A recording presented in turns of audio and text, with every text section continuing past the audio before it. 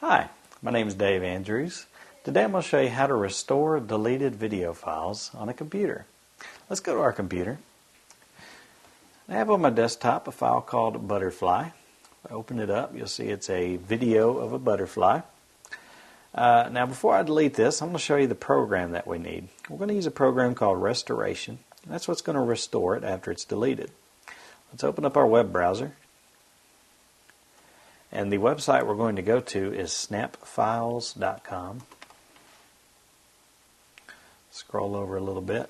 And we're going to search for Restoration.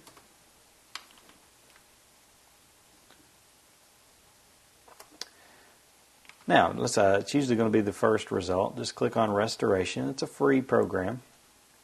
And scroll down and hit Download. Now, I already have it downloaded and installed. So what I'm going to do is I'm going to delete this file permanently. It's going to verify that I want to permanently delete it.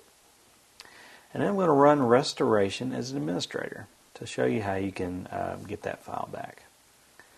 Now, with Restoration open, we want to scan Drive C.